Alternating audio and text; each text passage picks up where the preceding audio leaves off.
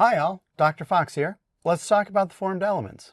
In this video, we'll discuss the basics of the formed elements, describe the use of a blood smear, and describe hematopoiesis. So let's take a more granular look at some of these elements. So erythrocytes, or your red blood cells. So breaking down this word, erythro means red, and cyte means cell. So an erythrocyte is a red cell. It's found in the blood, so we call them red blood cells. Their principal role is for gas transport, especially the movement of oxygen, as we'll see. Leukocytes, leuko means white cyte cell, so leukocyte translated means white cell. It's found in the blood, so these are white blood cells, are important modulators of the immune system. So again, their relative abundance: never let monkeys eat bananas, neutrophils, lymphocytes, monocytes, eosinophils, and basophils, respectively. And then the thrombocytes, thrombus means clot, cyte cells. These aren't actually cells, but these are remnants of former cells. They're little blebs of plasma membrane that can change their shape and stickiness and associate with fibrin to clot to protect us against hemorrhage. This image here is that of a blood smear. And so a blood smear is a very old clinical test. Basically, what's done is a sample of blood is stained, and then it's smeared across a glass slide and looked at using a light microscope. So this is the original, the OG complete blood count. The modern complete blood count, or CBC, is something that can quickly be performed by a machine, but this used to be done entirely by eye and by hand. And so within this, one can see, lots of erythrocytes, and you can also pick up various leukocytes throughout. At this magnification, it's difficult to identify the precise leukocyte, but you can see them. From time to time, you can also see if the sizes and the morphologies of the cells are either abnormally small or abnormally large. These are conditions that we would refer to as microcytic or macrocytic. We can also see if the cell sizes are fairly typical, in which case they would be normocytic. So for instance, small red blood cells might indicate pathologies for the formation of hemoglobin, so incomplete formation of hemoglobin, so very small erythrocytes. Or very large red blood cells might indicate something pathological with respect to the red blood cell or other tissues that relate to the production of things like hemoglobin. Whereas very small leukocytes might indicate a problem of development of those leukocytes from bone marrow, or if they're very large, that might indicate a type of blood cancer like leukemia, or if a lymphocyte is enlarged, it might indicate that there's a viral infection that the person is dealing with. So there's a lot to be gained from looking at the cells, their shapes and their various sizes. And you could even see on a blood smear any parasites that might either be within the plasma or within the cells themselves at larger magnifications. Let's talk for a minute about the formation of these formed elements. So blood cell formation is a process known as hematopoiesis. poiesis or hematopoiesis. These are equivalent terms. This process begins with stem cells.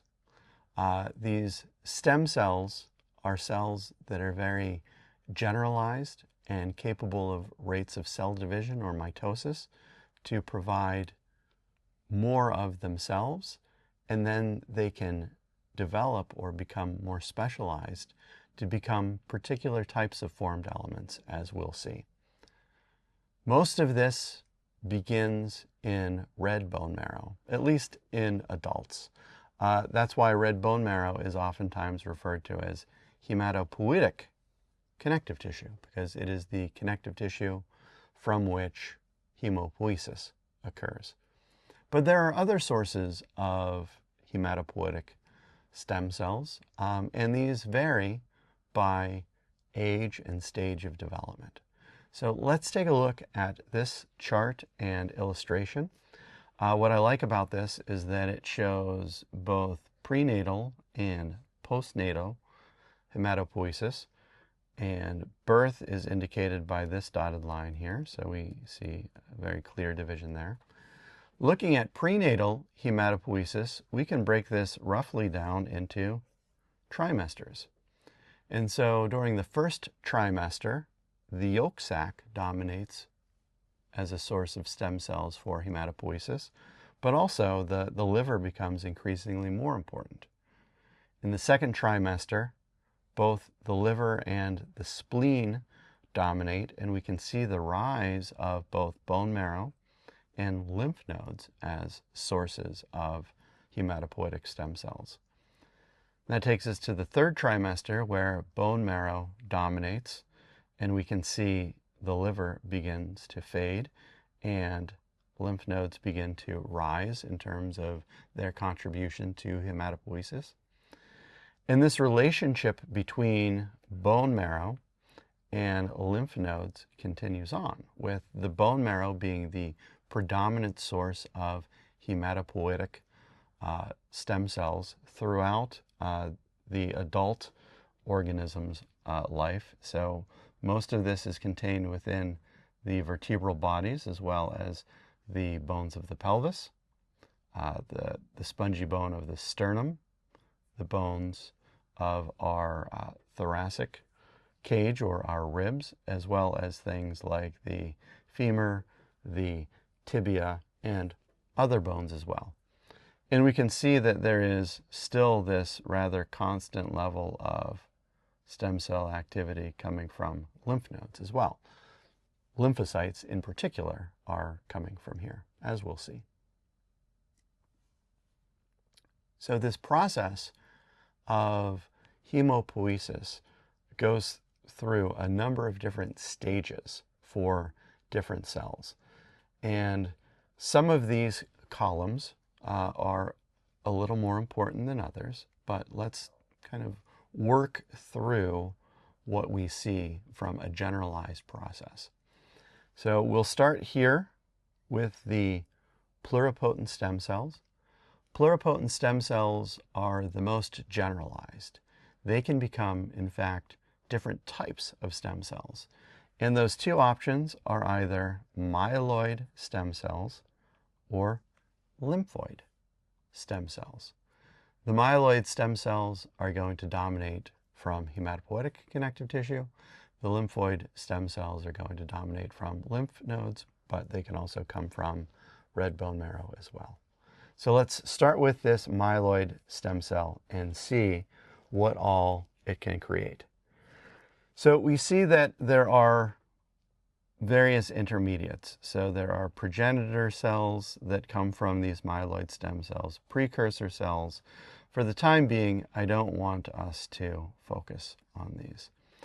But what I do want us to see is that coming from the myeloid stem cells are a variety of formed elements. Recall these are cells or cell products in the blood, and various tissue cells.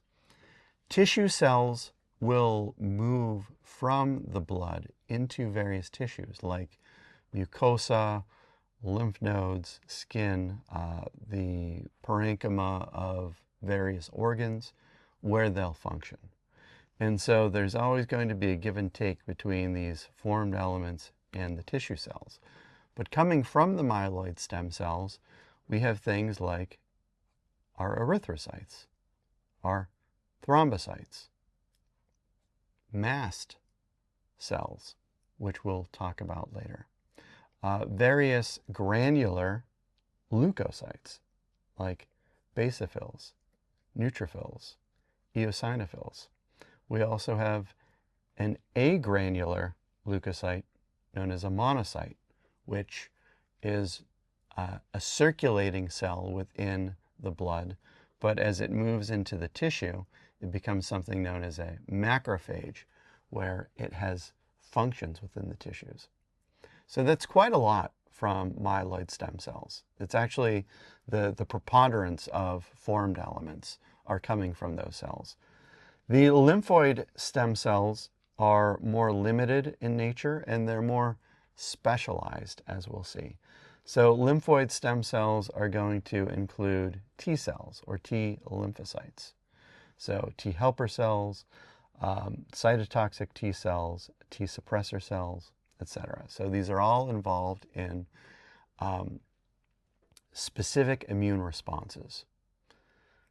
There are also natural killer cells. Doesn't that sound awesome? Natural killer cells are kind of like cytotoxic T cells, but they are a part of our innate immune response. So they can do damage without ever having prior experience with a particular pathogen, whereas T cells become activated and then with that experience are able to then go on and destroy pathogens. Similar to how T cells function, there are also B cells or B lymphocytes, and these are also cells that require experience or activation through being brought to an antigen or a part of an antigen. And when they are activated, they become plasma cells, which secrete antibodies as part of their immune response. So we have quite a diversity of things here, not as diverse as from the myeloid stem cells, but we could see that those lymphoid stem cells are really producing lymphocytes and natural killer cells, which are part of both the specific and innate immune systems. So we've talked about the basics of formed elements, the use of the blood smear, and the basics of hematopoiesis. Thank you so much for your time, and I look forward to talking to you in the next video.